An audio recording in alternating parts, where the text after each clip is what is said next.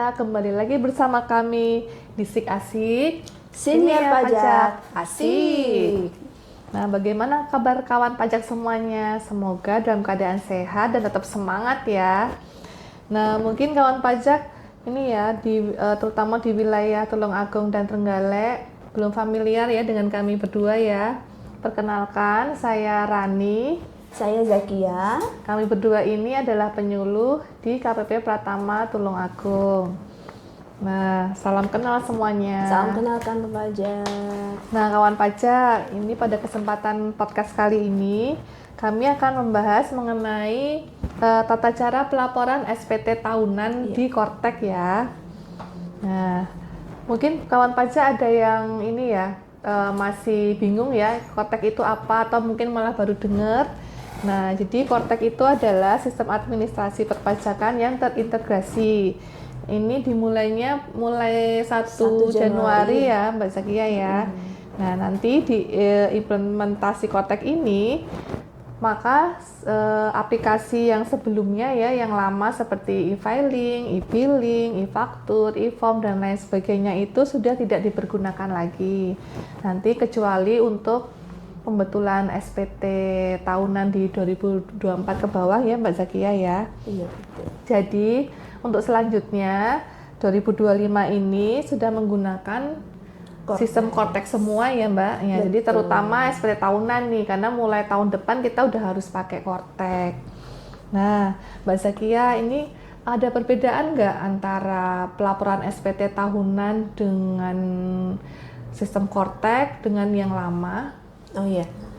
Nah, jadi kawan pajak sebelumnya tadi kan Mbak Rani sudah menjelaskan ya bahwa Kortex itu sistem baru yang mengintegrasikan seluruh aplikasi yang terkait dengan pelaporan dan pemenuhan kewajiban perpajakan lainnya. Dulu ada, kalau SPT tahunan ada e-filing, kemudian SPT PPN ada web e-faktur, SPT tahunan tadi juga ada e-form juga ya Mbak Rani. Sekarang semuanya jadi satu di Kortex. Pertama bedanya tentu aplikasinya. Aplikasinya berbeda kawan pajak. Nanti kita akan jelaskan bagaimana cara penggunaannya secara sekilas. Yang kedua adalah khusus untuk SPT orang pribadi, Mbak Rani dan kawan pajak, itu sekarang tidak lagi membedakan formulir 1770 SS untuk yang penghasilannya di bawah 60 juta. Kemudian yang di atas 60 juta ada 1770S, kemudian yang orang usahawan atau non karyawan menggunakan 1770 polos. Sekarang di era Kortex tidak seperti itu lagi Mbak Rani. Jadi semuanya jadi satu modul namanya. Jadi satu modul surat pemberitahuan di Kortex. Nah, untuk SPT badan sebenarnya tidak jauh berbeda dengan e-form. Maksudnya alurnya tidak jauh berbeda dengan e-form. Lampiran-lampirannya juga tidak jauh berbeda, hanya saja nanti tata cara pengisiannya tentu berbeda karena ini aplikasi yang baru gitu Mbak Rani. Jadi untuk podcast kali ini kita fokus ke SPT tahunan orang pribadi dulu ya Mbak Zakia ya. Nah, nanti mungkin yang badan kita bisa di sesi berikutnya ya. Nah, nih sebelum kita lapor SPT tahunan orang pribadi Kortek nih, kita sebagai wajib pajak nih apa saja sih Mbak yang perlu dipersiapkan? Iya. Jadi kawan pajak ini kan sudah mendekati akhir tahun nih. Betul. Jadi jangan sampai kita gerada geruduk Mbak Rani. Kita baru siap-siapnya di Januari. Sebentar lagi. Jadi sebenarnya pada dasarnya SPT kan media pelaporan setiap wajib pajak mengenai penghasilan, kemudian mengenai harta, dan untuk orang pribadi mengenai anggota keluarga ya Mbak Rani ya. Yeah. Jadi kaitannya dengan penghasilan, kita misalnya orang pribadi ini karyawan ya, tentu kita harus merekap atau mengumpulkan data-data penghasilan sebagai karyawan. Nah, tapi di era Kortex ini untuk yang penghasilannya sudah diperhitungkan pajaknya oleh pemberi kerja, artinya sudah dipotong pajak, itu agak diuntungkan dalam tanda kutip karena nanti orang pribadi tersebut tinggal narik aja datanya Mbak Rani. Karena setiap pembuatan bukti potong atas NIK tertentu itu secara otomatis akan masuk di Kortex si karyawan yang dipotong tadi. Itu Jadi udah enaknya nggak perlu Cortex. khawatir lagi ya. Udah nggak perlu ngejar-ngejar HRD lagi. Iya, untuk kawan minta bukti pajak. potong ya. Jadi Betul. langsung udah masuk di Cortex bisa ditarik Betul. datanya ya. PPh 21 maupun PPh 23 semuanya sudah otomatis masuk di Cortex kita. Nah, yang agak PR nih bagi yang usaha bebas atau pekerjaan bebas, di mana penghasilannya itu dia generate income sendiri, artinya dia tidak diberi penghasilan oleh pemberi kerja, sehingga bagi yang menyelenggarakan pembukuan tentunya harus menyiapkan laporan keuangan dulu, laba rugi dan neraca. Kemudian bagi yang melakukan pencatatan itu tentu menyiapkan rekapitulasi penghasilan dalam 1 tahun per bulannya, baik itu yang menggunakan tarif PP 55 tahun 2022 atau yang menggunakan norma penghitungan penghasilan neto. Itu untuk dari sisi penghasilan ya Mbak Rani. Yeah. Disiapin itu dulu kawan pajak. Yang kedua dari sisi harta. Dari sisi harta, kan kita kalau ngelaporin tahun pajak 2025, maka kita harus melaporkan harta yang pada akhir tahun 2025 itu existing. Misalnya tabungan, ada deposito atau saham di akhir tahun 2025 itu saldonya berapa, kita udah bikin daftarnya dulu nih. Jadi nanti ketika kita masuk Cortex, lapor SPT itu sudah tinggal input. Berikutnya adalah data anggota keluarga. Kaitannya ini tentang PTKP kawan pajak. Jadi karena data anggota keluarga yang bisa diperhitungkan sebagai PTKP itu adalah posisi di awal tahun pajak. Jadi misalnya kawan pajak di Desember 2024 ada penambahan anggota keluarga, berarti untuk tahun pajak 2025 harus update data dulu nih di Cortex. Update data dulu dan tidak bisa langsung di menu SPT Mbak Rani. Oh iya. Jadi mesti update dulu di menu profile, di portal saya, profil saya. Nanti ada informasi umum, kawan pajak bisa update data anggota keluarga di situ. Berarti sebelum kita masuk ke laporan SPT nih, kita pertama kali buka Cortex itu kita harus cek dulu informasi umum kita. Betul. Ya. Profilnya apa-apa itu udah sesuai belum sih sama kita ya. Betul. Jadi kalau belum sesuai, nanti disesuaikan dulu sebelum lapor ya Mbak. Betul. Profil itu juga mungkin termasuk alamat email, nomor handphone, KLU juga ya. KLU, barangkali kawan pajak ada perubahan, silahkan disesuaikan dulu di menu portal saya, profil saya. Kemudian lagi, tadi data anggota keluarga sudah ya. Ada lagi misalnya kawan pajak yang SPT-nya potensinya lebih bayar nih Mbak Rani dan kawan pajak. Nanti kawan pajak harus mengupdate dulu data rekening, dan ini tidak bisa dilakukan di modul SPT. Harus kita update dulu dari menu portal saya, perubahan data. Nah khusus untuk rekening ini tidak melalui informasi umum. Jadi di modul portal saya di perubahan data. Gunanya apa? Ketika nanti SPT-nya statusnya LB, wajib pajak yang melaporkan harus Input nomor rekening ya? harus menentukan Menentukan nomor rekening nomor rekening tujuan pengembalian. Nomor rekening tidak bisa diinput langsung di SPT, melainkan harus diupdate dulu di portal saya, profil saya, perubahan data gitu. Jadi sebaiknya memang harus kita cek dulu benar-benar ya di bagian informasi umum itu semuanya harus lengkap dulu, baru nanti kita melakukan aktivitas di Cortex-nya ya, mau lapor SPT dan lain sebagainya ya. Nah, gini nih Mbak, seumpamanya data udah siap nih. Terus langkah selanjutnya apa nih untuk lapor SPT di Cortex? Baik, data sudah siap. Kemudian berikutnya tentu aktivasi akun bagi wajib pajak yang belum aktivasi ya. Kalau ngomongin pemadanan data NIK kok kayaknya udah hari gini kok masih ngomongin pemadanan data NPWP NIK, tapi ada loh di antara kita tuh yang masih harus ya.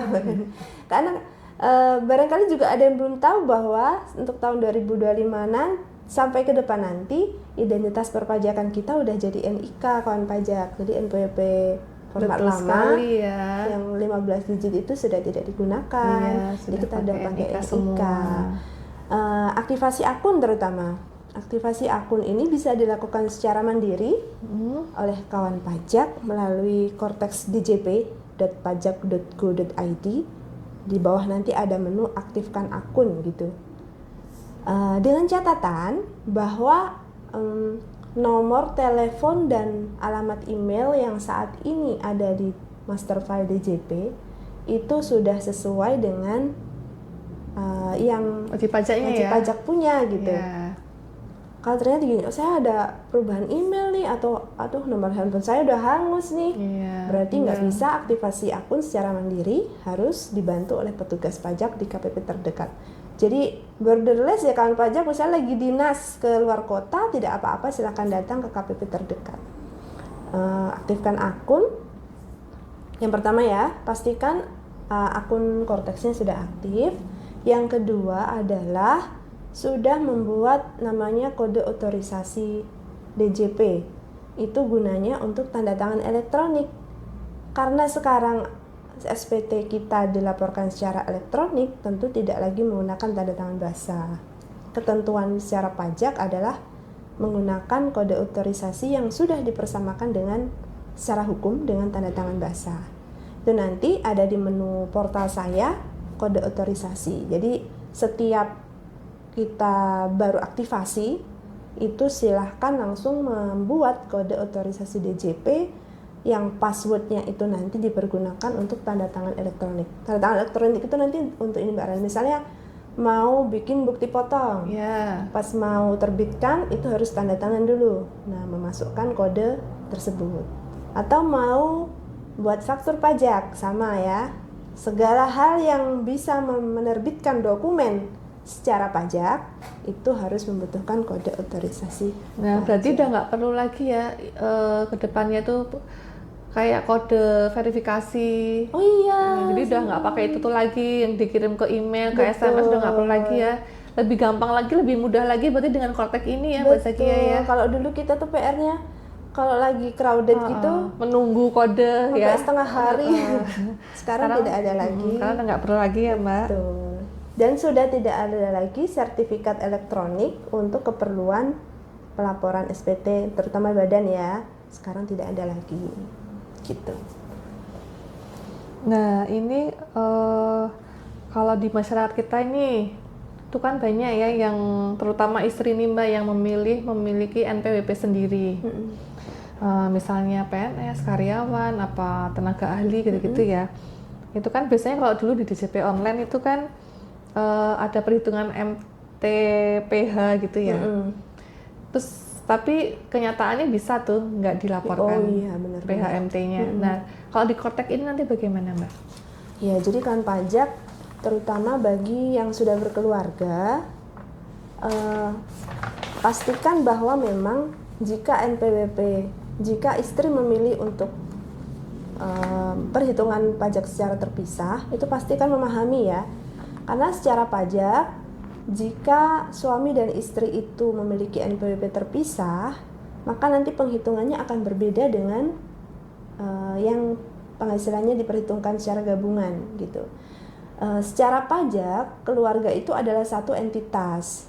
Jadi misalnya pun dalam satu keluarga itu yang punya penghasilan ada bapak, ibu, anak-anak juga udah berpenghasilan misalnya, sebenarnya laporan pajaknya cuma satu di NIK bapak, di NIK kepala keluarga ya, bukan bapak, NIK kepala keluarga. Tapi dalam hal ada wanita yang memilih untuk terpisah, maka silahkan nanti dipahami ada perhitungan pajak tersendiri. Sebenarnya udah diatur sejak tahun 2014 kalau tidak salah Mbak Rani. Jadi sebenarnya bukan hal baru. Cuman prakteknya banyak WP yang lapor-lapor aja gitu, seolah-olah belum jadi satu kakak. Jadi masing-masing lapor seperti hidup masing-masing begitu.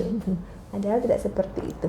Nah di Korteks nanti soalnya begini kan pajak. Ketika misalnya saya secara dukcapil itu sudah terdeteksi satu kakak dengan suami gitu misalnya ya. Nanti ketika suami lapor SPT, terus kemarin-kemarin itu kita tuh NPWP masing-masing.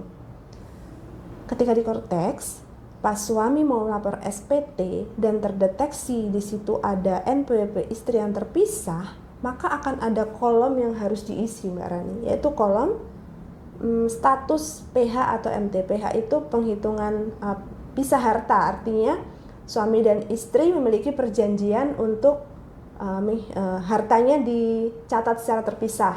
Demikian juga pajaknya juga dicatat secara terpisah dan dilaporkan secara terpisah. Kalau untuk MT berarti istri mengajukan permohonan untuk memiliki kewajiban perpajakan sendiri. Itu harus diisi. Efeknya kalau itu diisi akan timbul lampiran PHMT-nya. Oh, jadi sekarang udah otomatis ya? Otomatis. Dan kalau nggak diisi gimana? Nggak bisa lanjut SPT-nya gitu kawan pajak. Jadi kalau memang dikehendaki, udah saya gabung aja, berarti NPWP istri harus dinonaktifkan terlebih dahulu supaya nanti penghasilan istri dilaporkan jadi satu saja di SPT suami.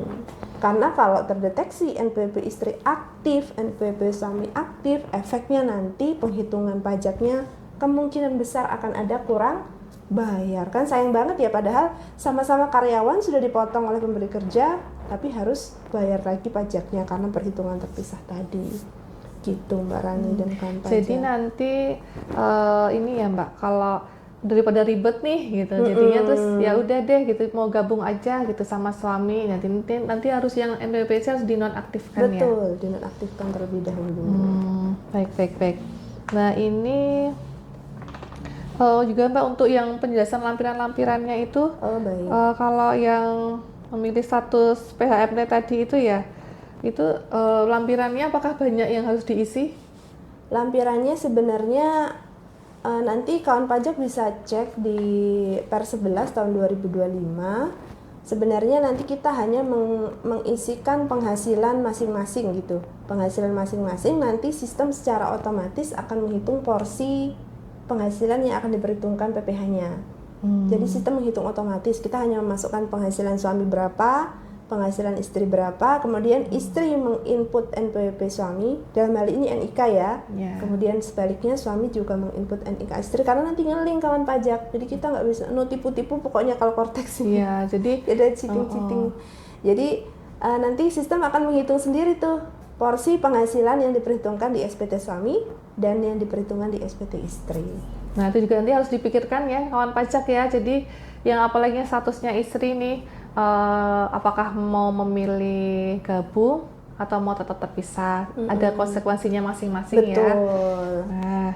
Nah kalau ini Mbak yang tadi ngomongin lebih bayar tadi, oh ya, bagaimana sih perlakuannya setelah lebih bayar? Kalau kita lapor SPT lebih bayar itu apakah sama seperti tahun-tahun kemarin, atau kalau di Kortek ini udah beda lagi? Baik, kalau untuk SPT lebih bayar, misalnya kawan pajak ada bukti potong penghasilan tidak final ya, biasanya itu yang sering menyebabkan lebih bayar. Kalau dulu di Per 5 tahun 2023 tentang percepatan pengembalian pendahuluan untuk wajib pajak dengan batasan penghasilan tertentu, prosesnya adalah wajib pajak lapor SPT tahunan, kemudian nanti diteliti kelengkapan ya Mbak Rani ya.